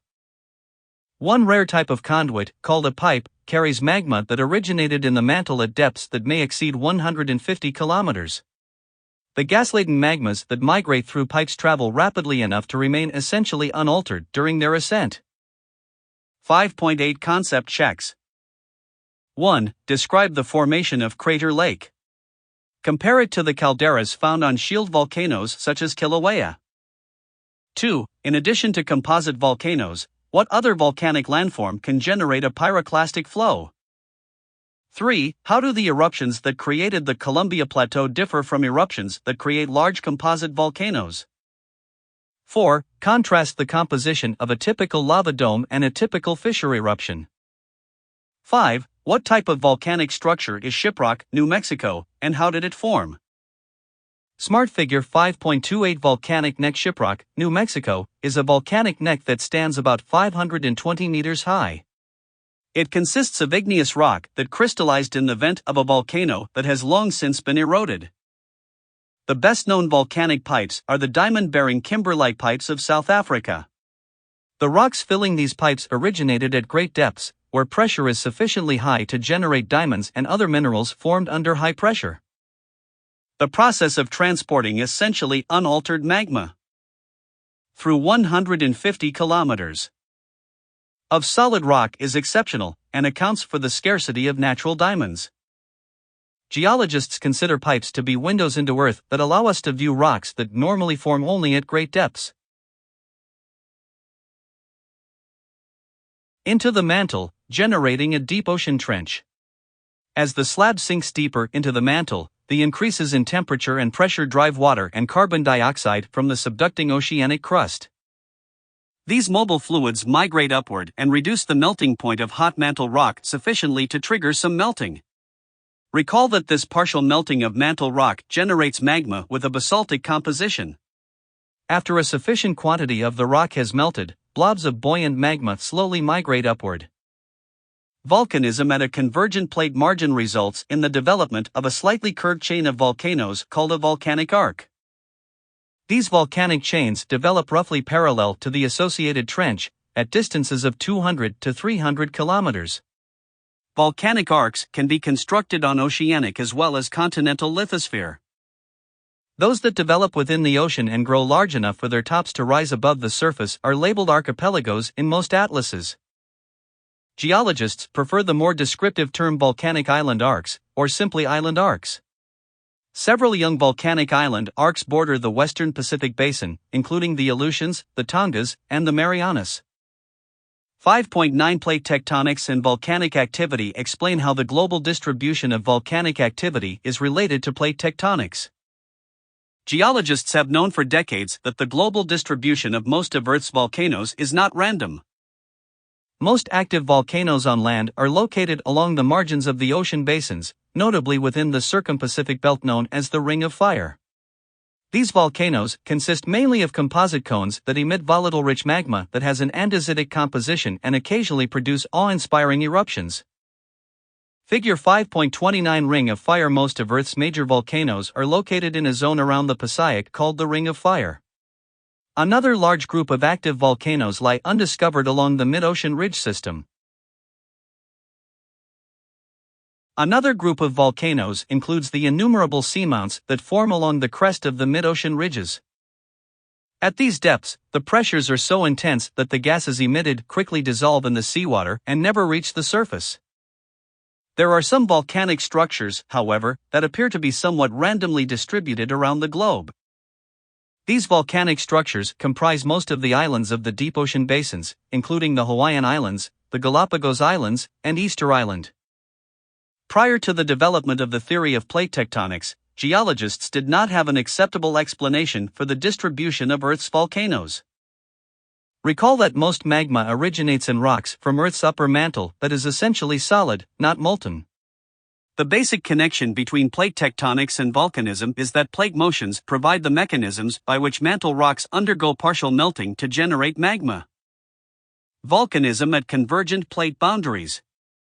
Recall from the previous chapter that along certain convergent plate boundaries, two plates move toward each other and a slab of oceanic lithosphere descends. 170. Chapter 5. Volcanoes and volcanic hazards. Hotspot Hawaii oceanic crust. Decompression melting. Rising mantle plume. Continental crust. Mantle rock melts. Continental volcanic arc. Trench. Oceanic crust. Continental crust. Mantle rock melts. Marginal sea. Volcanic island arc. Trench. Asthenosphere. Oceanic crust. Water driven from plate. Water driven from plate. Cleveland Volcano, Aleutian Islands. Kilauea, Hawaii. North America. South America. Hawaii. Subducting oceanic lithosphere. Subducting oceanic lithosphere. A convergent plate volcanism. When an oceanic plate subducts, melting in the mantle produces magma that gives rise to a volcanic island arc on the overlying oceanic crust. C. Intraplate volcanism. When an oceanic plate moves over a hotspot, a chain of volcanic structures such as the Hawaiian Islands is created. E. Convergent plate volcanism. When oceanic lithosphere descends beneath a continent, magma generated in the mantle rises to form a continental volcanic arc. Smart figure 5.30 Earth's zones of volcanism. Hotspot volcanism. Continental crust. Decompression melting. Rising mantle plume. Continental crust. Rift Valley. Magma chamber. Asthenosphere. Oceanic crust. Decompression melting. Flood basalts. Decompression melting. Iceland. Mount Kilimanjaro, Africa. Africa. Mid-Atlantic Rift. East Africa Rift Valley. Deccan Plateau. B. Divergent plate volcanism along the oceanic ridge, where two plates are being pulled apart, upwelling of hot mantle rock creates new sear. F. Divergent plate volcanism when plate motion pulls a continental block apart, stretching and thinning of the lithosphere causes molten rock to ascend from the mantle. D. Intraplate volcanism when a large mantle plume ascends beneath continental crust, vast outpourings of UID basaltic lava like those that formed the Deccan Plateau may be generated. South America. Volcanism associated with convergent plate boundaries may also develop where slabs of oceanic lithosphere are subducted under continental lithosphere to produce a continental volcanic arc. The mechanisms that generate these mantle-derived magmas are essentially the same as those that create volcanic island arcs. The most significant difference is that continental crust is much thicker and is composed of rocks having higher silica content than oceanic crust. Hence, a mantle-derived magma changes chemically as it rises by assimilating silica-rich crustal rocks. At the same time, extensive magmatic differentiation occurs. Stated another way, the magma generated in the mantle may change from a fluid basaltic magma to a silica-rich andesitic or rhyolitic magma as it moves up through the continental crust. The Ring of Fire, a belt of explosive volcanoes, surrounds the Pacific Basin where oceanic lithosphere is being subducted beneath most of the landmasses that surround the Pacific Ocean. The volcanoes of the Cascade Range in the northwestern United States, including Mount Hood, Mount Rainier, and Mount Shasta, are examples of volcanoes generated at a convergent plate boundary. B. Smart Figure 5.31 Subduction-produced Cascade Range volcanoes. Subduction of the Juan de Fuca plate along the Cascadia subduction zone produced the Cascade volcanoes. Volcanism at divergent plate boundaries. The greatest volume of magma is produced along the oceanic ridge system in association with seafloor spreading. Below the ridge axis where lithospheric plates are continually being pulled apart, the solid yet mobile mantle responds by ascending to fill the rift. You learned in Chapter 4 that as hot rock rises, it experiences a decrease in confining pressure and undergoes decompression melting without the addition of heat. Partial melting of mantle rock at spreading centers produces basaltic magma. Because this newly formed magma is less dense than the mantle rock from which it was derived, it rises and collects in reservoirs located just below the ridge crest. This activity continuously adds new basaltic rock to plate margins, temporarily welding them together, only to have them break again as spreading continues. Along some ridge segments, outpourings of pillow lavas build numerous volcanic structures, the largest of which is Iceland. Although most spreading centers are located along the axis of an oceanic ridge, some are not. In particular, the East African Rift is a site where continental lithosphere is being pulled apart. Vast outpourings of fluid basaltic lavas as well as several active composite volcanoes are found in this region of the globe. Intraplate volcanism. We know why igneous activity is initiated along plate boundaries, but why do eruptions occur in the interiors of plates? Hawaii's Kilauea, considered one of the world's most active volcanoes, is situated thousands of kilometers from the nearest plate boundary. In the middle of the vast Pacific Plate. Sites of intraplate volcanism include the large outpourings of fluid basaltic lavas such as those that compose the Columbia River basalts, the Siberian traps in Russia, India's Deccan traps, and several large oceanic plateaus, including the Ontong Java Plateau in the western Pacific. These massive structures are estimated to be 10 to 40 kilometers thick. It is thought that most intraplate volcanism occurs where a mass of hotter than normal mantle material called a mantle plume ascends toward the surface. Although the depth at which mantle plumes originate is a topic of debate, some are thought to form deep within Earth, at the core, mantle boundary. These plumes of solid yet mobile rock rise toward the surface in a manner similar to the blobs that form within a lava lamp, which contain two immiscible liquids in a glass container. As the base of the lamp is heated, the denser liquid at the bottom. Recent research on the nature of mantle plumes has caused some geologists to question their role, if any, in the formation of at least some of the large basalt plateaus.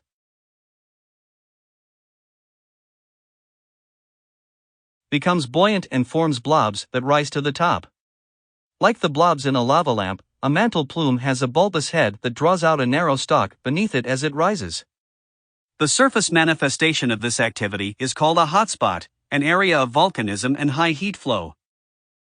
Large mantle plumes, dubbed superplumes, are thought to be responsible for the vast outpourings of basaltic lava that created the large basalt plateaus. When the head of the plume reaches the base of the lithosphere, decompression melting progresses rapidly. This causes the burst of volcanism that emits voluminous outpourings of lava over a period of 1 million or so years. Due to the extreme nature of the eruptions required to produce the large basalt plateaus, some researchers believe these eruptions may have contributed to the extinction of many of Earth's lifeforms. The comparatively short initial eruptive phase is often followed by millions of years of less voluminous activity, as the plume tail slowly rises to the surface. Extending away from some large flood basalt plateaus is a chain of volcanic structures, similar to the Hawaiian chain. Figure 5.33. Mantle plumes in large basalt provinces. Model of hotspot volcanism thought to explain the formation of large basalt provinces and the chains of volcanic islands associated with these features. A rising mantle plume with a large bulbous head is thought to generate Earth's large basalt provinces. Rapid decompression melting of the plume head produces extensive outpourings of wood basalts over a relatively short time span. Because of plate movement, volcanic activity from the rising tail of the plume generates a linear chain of smaller volcanic structures. 5.9 Concept checks. 1. Are volcanoes in the Ring of Fire generally described as quiescent or violent? Name an example that supports your answer. 2. How is magma generated along convergent plate boundaries? 3. Volcanism at divergent plate boundaries is most often associated with which rock type? What causes rocks to melt in these settings? 4. What is the source of magma for most intraplate volcanism? 5. Which type of plate boundary generates the greatest quantity of magma? Smart Figure 5.32 Global distribution of large basalt provinces. Intraplate volcanism that involves mantle plumes is also thought to be responsible for some massive eruptions of felsic pyroclastic material that occurred in a continental setting. The best known of these hotspot eruptions are the 3 caldera-forming eruptions that occurred in the Yellowstone region. Volcanologists utilize several volcano monitoring techniques, with most of the efforts aimed at detecting the movement of magma from a subterranean reservoir toward the surface. The 3 most noticeable changes in a volcanic landscape caused by the migration of magma are changes in the pattern of earthquakes produced by the movement of magma entering a near-surface magma chamber, which leads to inflation of the volcano, and changes in the amount and/or composition of gases released from a volcano. Almost 1/3 of all volcanoes that have erupted in historic times are now monitored using seismographs, instruments that detect earthquake tremors. In general, a sharp increase in seismic unrest followed by a period of relative quiet has been shown to be a precursor of many volcanic eruptions. However, some large volcanic structures have exhibited lengthy periods of seismic unrest. For example, in 1981, a strong increase in seismicity was recorded for Rabaul caldera in New Guinea.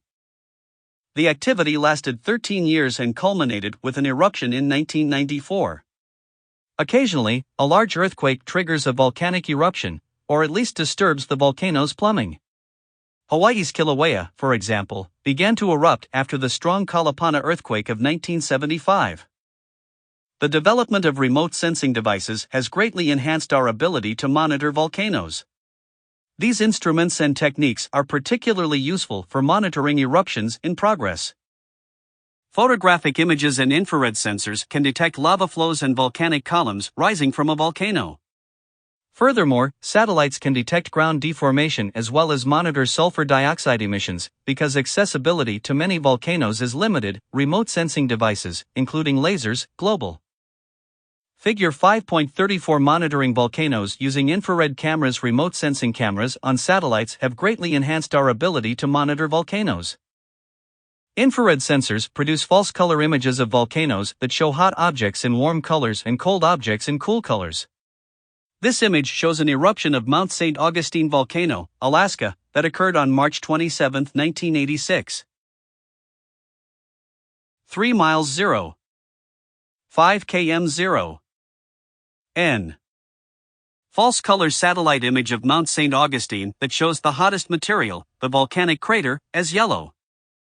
A recently erupted hot pyroclastic owl on the north ank of the volcano appears bright red, while the coldest snow-covered areas of the cone appear bright blue. A small lava owl is shown on the east ank of the cone, and several lahars are shown as dark lobes. NASA 5.10 Monitoring volcanic activity. List and describe the techniques used to monitor potentially dangerous volcanoes. Why monitor volcanoes? Volcano monitoring has two primary goals. It provides basic scientific data that helps geologists understand the structure and dynamics of a specific volcano as well as volcanoes in general. Equally important, volcanic monitoring is critical for hazard assessment because millions of people live and work on or near volcanoes. In this role, monitoring addresses questions like, when will an impending eruption occur? B. 1. What three factors do volcanologists monitor in order to determine whether magma is migrating toward Earth's surface? 2. What is the overriding goal of volcano monitoring? 5.10 Concept checks. Figure 5.35.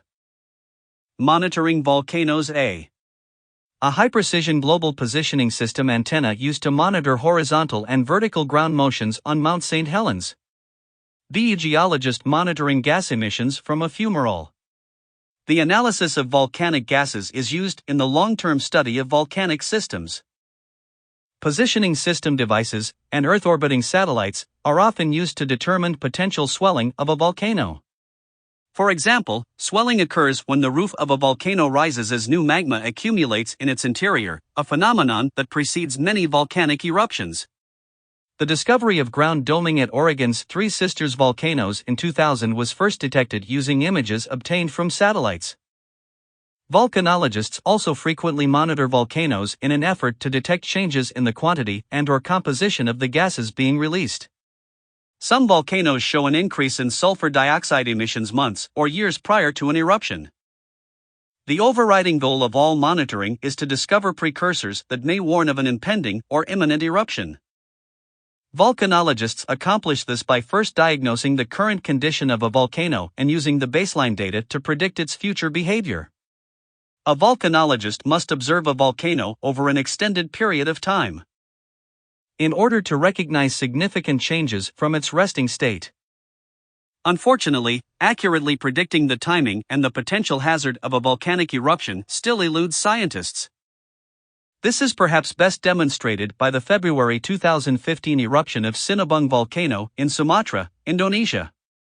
This deadly eruption claimed at least 16 lives and occurred just days after authorities gave the all-clear for residents to return to their homes on Sinabung slopes. 5 concepts in review: volcanoes and volcanic hazards. 5.1 The nature of volcanic eruptions. Explain why some volcanic eruptions are explosive and others are quiescent. Key terms: magma, lava, viscosity, eruption column. An important characteristic that differentiates various lavas is their viscosity. In general, the more silica in the lava, the more viscous it is. Lavas with a lower silica content are more fluid. Temperature also influences viscosity. Hot lavas are more fluid, while cool lavas are more viscous. High silica, low temperature lavas are the most viscous and allow the greatest amount of pressure to build up before they let go in an eruption. In contrast, hot, low silica lavas are the most fluid and least explosive. Basaltic lavas result in relatively gentle eruptions, while volcanoes that erupt felsic lavas tend to be more explosive. Q. Although Kilauea mostly erupts in a gentle manner, what risks might you encounter if you chose to live nearby? 5.2 Materials extruded during an eruption. List and describe the three categories of materials extruded during volcanic eruptions. Key terms: AA flow, Pahoehoe flow, lava tube, block lava, pillow lava, volatile, pyroclastic material, tephra, scoria. Volcanoes bring liquid lava, gases, and solid materials to Earth's surface. Low-viscosity basaltic lava flows can extend great distances from a volcano, where they travel over the surface as Pahoehoe or AA flows. Sometimes the surface of the flow congeals, but lava continues to flow below in tunnels called lava tubes. When lava erupts underwater, the outer surface is chilled instantly, while the inside continues to flow, producing pillow lavas. The gases most commonly emitted by volcanoes are water vapor and carbon dioxide. Upon reaching the surface, these gases rapidly expand, leading to explosive eruptions that can generate a mass of lava fragments called pyroclastic materials. Pyroclastic materials come in several sizes. From smallest to largest, they are ash, lapilli, and blocks or bombs, depending on whether the material left the volcano as solid fragments or as liquid blobs. If bubbles of gas in lava don't pop before the lava solidifies, they are preserved as voids called vesicles. Especially frothy, silica-rich lava can cool to make lightweight pumice, while basaltic lava with lots of bubbles cools to make scoria. Q. This photo shows layers of volcanic material ejected by a violent eruption and deposited in roughly horizontal layer. What term is used to describe this type of volcanic material? 5.3 Anatomy of a volcano. Label a diagram that illustrates the basic features of a typical volcanic cone. Key terms: fissure, conduit, vent, volcanic cone, crater, caldera, parasitic cone, fumarole. Volcanoes vary in form but share a few common features. Most are roughly conical piles of extruded material that collect around a central vent. The vent is usually within a summit crater or caldera. On the flanks of the volcano, there may be smaller vents marked by small parasitic cones, or there may be fumaroles, spots where gas is expelled. Q. Label the diagram using the following terms: conduit, vent, lava, parasitic cone, bomb, pyroclastic material. 5.4 Shield volcanoes. Summarize the characteristics of shield volcanoes and provide one example. Key term: shield volcano. Shield volcanoes consist of many successive lava flows of low-viscosity basaltic lava but lack significant amounts of pyroclastic debris. Lava tubes help transport lava far from the main vent, resulting in very gentle, shield-like profiles. Most shield volcanoes are associated with hotspot volcanism. Mauna Loa, Mauna Kea, and Kilauea in Hawaii are classic examples of the low, wide form characteristic of shield volcanoes. 20 km 0. 10.4 kilometers. Shield volcano, composite volcano. Cinder cone. 5.5 cinder cones. Describe the formation, size, and composition of cinder cones. Key term: cinder cone. Cinder cones are steep-sided structures composed mainly of pyroclastic debris, typically having a basaltic composition. Lava flows. 5.6 Composite volcanoes. List the characteristics of composite volcanoes and describe how they form. Key term: composite volcano. Composite volcanoes are called composite because they consist of both pyroclastic material and lava flows. They typically erupt silica-rich lavas that cool to produce andesite or rhyolite. They are much larger than cinder cones in form from multiple eruptions over millions of years. Sometimes emerge from the base of a cinder cone but typically do not flow out of the crater. Cinder cones are small relative to the other major kinds of volcanoes, reflecting the fact that they form quickly, as single eruptive events. Because they are unconsolidated, cinder cones easily succumb to weathering and erosion. Because andesitic and rhyolitic lavas are more viscous than basaltic lava, they accumulate at a steeper angle than does the lava from shield volcanoes. Over time, a composite volcano's combination of lava and cinders produces a towering volcano with a classic symmetrical shape. Mount Rainier and the other volcanoes of the Cascade Range in the northwestern United States are good examples of composite volcanoes, as are the other volcanoes of the Pacific Ocean's Ring of Fire. Q. If your family had to live next to a volcano, would you rather it be a shield volcano, a cinder cone, or a composite volcano? Explain. 5.7 Volcanic hazards. Discuss the major geologic hazards associated with volcanoes. Key terms: pyroclastic flow, lahar, tsunami. The greatest volcanic hazard to human life is the pyroclastic flow, or nuée ardente. This dense mix of hot gas and pyroclastic fragments races downhill at great speed and incinerates everything in its path. A pyroclastic flow can travel many miles from its source volcano. Because pyroclastic flows are hot, their deposits frequently weld together into a solid rock called welded tuff. Lahars are volcanic mudflows. These rapidly moving slurries of ash and debris suspended in water can occur even when a volcano isn't actively erupting. Lahars tend to follow stream valleys and can result in loss of life and/or significant damage to structures in their path. Volcanic ash in the atmosphere can be a risk to air travel if it is sucked into airplane engines. Volcanoes at sea level can generate tsunamis when they erupt or when their flanks collapse into the ocean. Those that spew large amounts of gas such as sulfur dioxide can cause human respiratory problems. If volcanic gases reach the stratosphere, they screen out a portion of incoming solar radiation and can trigger short-term cooling at Earth's surface. Q. What do lahars and pyroclastic flows have in common? 5.8 Other volcanic landforms. List volcanic landforms other than shield, cinder, and composite volcanoes and describe their formation. Calderas, among the largest volcanic structures, form when the rigid, cold rock above a magma chamber cannot be supported and collapses, creating a broad, bowl-like depression. On shield volcanoes, calderas form slowly as lava is drained from the magma chamber beneath the volcano. On a composite volcano, caldera collapse often follows an explosive eruption that can result in significant loss of life and destruction of property. 178. Chapter 5. Volcanoes and volcanic hazards. Fissure eruptions produce massive floods of low-viscosity, silica-poor lava from large cracks in the crust. Layer upon layer of these flood basalts may build up to significant thicknesses, as in the Columbia Plateau. The defining feature of a flood basalt is the broad area it covers. Lava domes are thick masses of high-viscosity, silica-rich lava that accumulate in the summit crater or caldera of a composite volcano. 1. Match each of these volcanic regions with one of the three zones of volcanism: a crater lake, B. Hawaii's Kilauea, C. Mount St. Helens, D. East African Rift. E. Yellowstone, F. Mount Pelee, G. Deccan Plateau, H. Mount Fujiyama, 2. Examine the accompanying photo and complete the following. What type of volcano is shown here? What features helped you classify it as such? B. What is the eruptive style of such volcanoes? Describe the likely composition and viscosity of its magma. C. Which type of plate boundary is the likely setting for this volcano? Give it some thought. When they collapse, lava domes can produce extensive pyroclastic flows.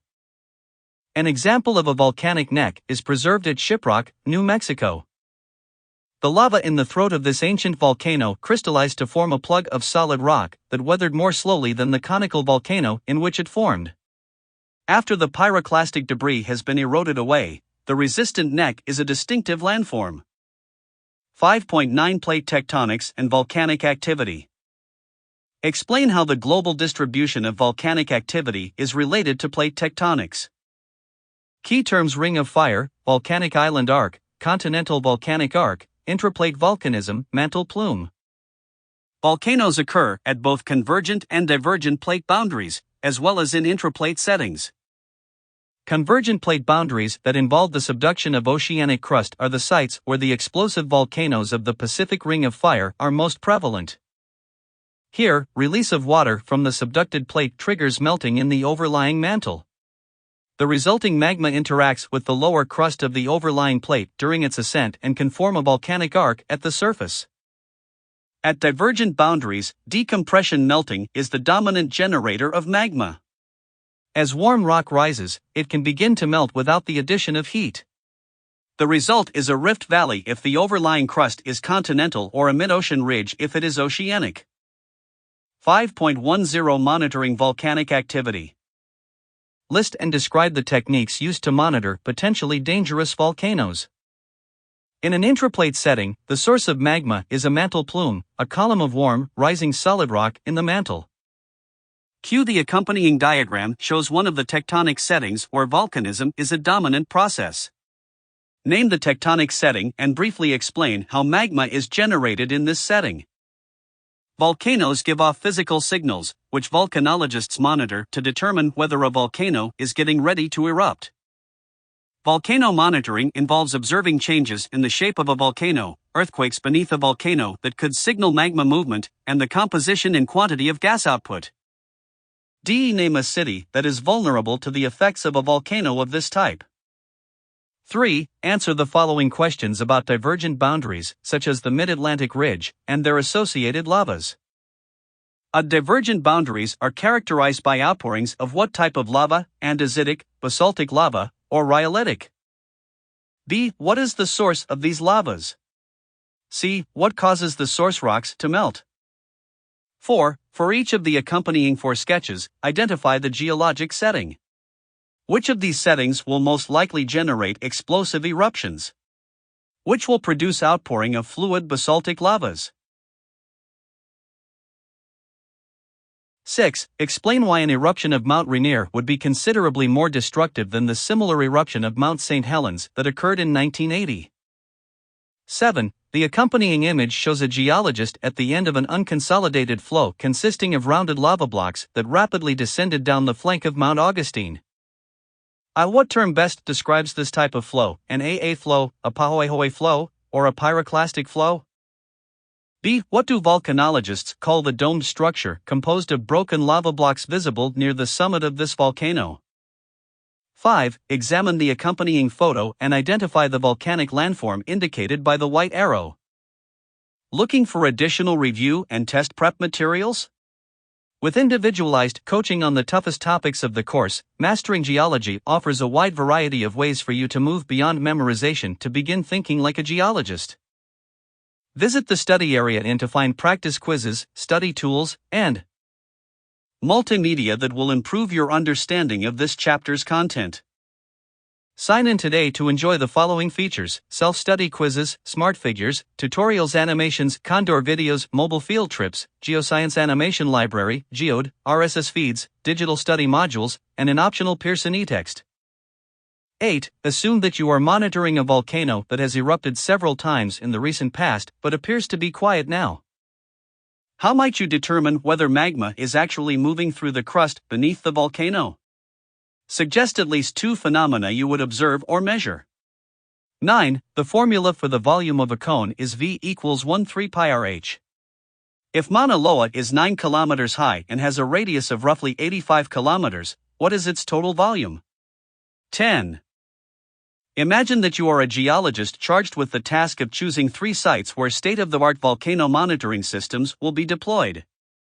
The sites can be anywhere in the world, but the budget available to oversee the operations is limited.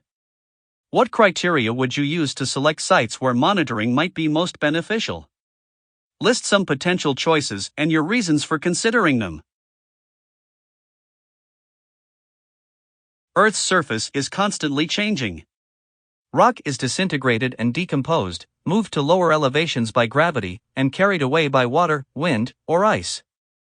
In this manner, Earth's physical landscape is sculpted. This chapter focuses on the first step of this never-ending process, weathering. It looks at what causes solid rock to crumble and why the type and rate of weathering vary from place to place. Soil, an important product of the weathering process and a vital resource, is also examined. 6.1 Weathering. Define weathering and distinguish between the 2 main categories of weathering. Weathering involves the physical breakdown and chemical alteration of rock at or near Earth's surface. Weathering goes on all around us, but it seems like such a slow and subtle process that it is easy to underestimate its importance. Yet weathering is a basic part of the rock cycle and thus a key process in the Earth system. Weathering is also important to humans, even to those of us who do not study geology. For example, many of the life-sustaining minerals and elements found in soil, and ultimately in the food we eat, were freed from solid rock by weathering processes. As the chapter opening photo, figure 6.1, and many other images throughout this book illustrate, weathering also contributes to the formation of some of Earth's most spectacular scenery. Of course, these same processes are also responsible for causing the deterioration of many of the structures we build. Smart Figure 6.1 Arches National Park. Both mechanical and chemical weathering contributed greatly to the creation of the arches and other rock formations in Utah's Arches National Park. Photo by. As mechanical weathering breaks rock into smaller pieces, more surface area is exposed to chemical weathering. 4 square units, 6 sides, 1 cube, 24 square units. 1 square unit, 6 sides, 8 cubes, 48 square units. 25 square units, 6 sides, 64 cubes, 96 square units. 4 square units. 1 square unit, 4 square units. 1 square unit. 2. 1. 1. 5 5. 2. Increase in surface area. Increase in surface area. There are 2 basic categories of weathering. Mechanical weathering is accomplished by physical forces that break rock into smaller and smaller pieces without changing the rock's mineral composition. Chemical weathering involves a chemical transformation of rock into one or more new compounds. These 2 concepts can be illustrated by a large log. The log disintegrates when it is split into smaller and smaller pieces, whereas decomposition occurs when the log is set afire and burned. Geographics 6.1 provides other examples of weathering. Why does rock weather? Simply, weathering is the response of Earth materials to a changing environment. For instance, after millions of years of uplift and erosion, the rocks overlying a large, intrusive igneous body may be removed, exposing it at the surface.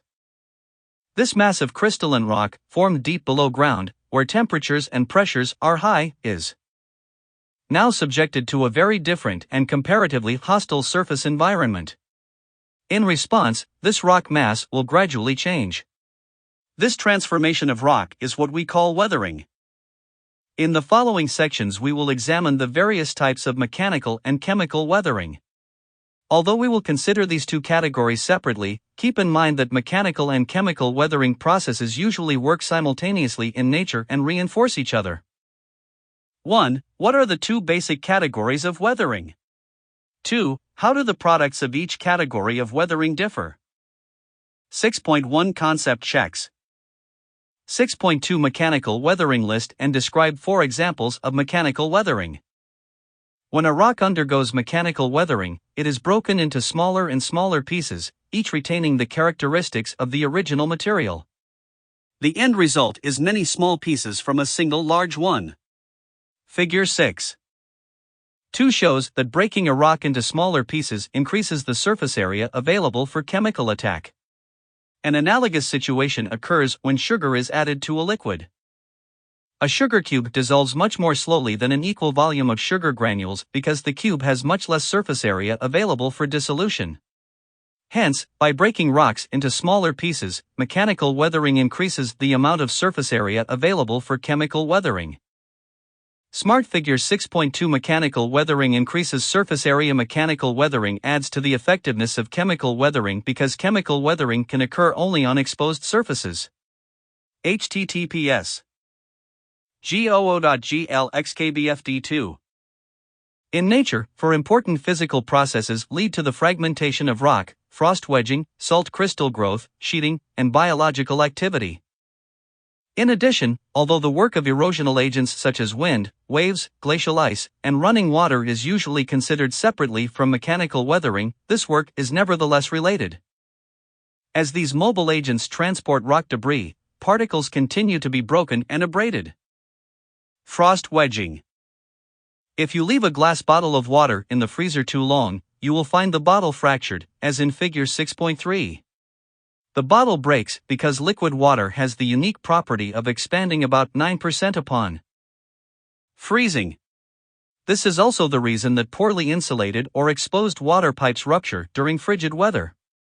You might also expect the same process to fracture rocks in nature.